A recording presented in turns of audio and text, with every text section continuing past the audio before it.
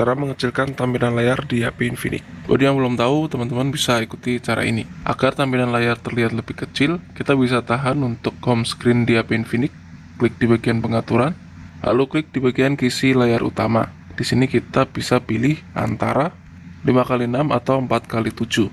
5x6 aja lebih kecil. Setelah itu kita tahan lagi untuk home screen-nya, klik lagi bagian pengaturan, scroll ke bawah di bagian gaya icon, lalu scroll ke bawah.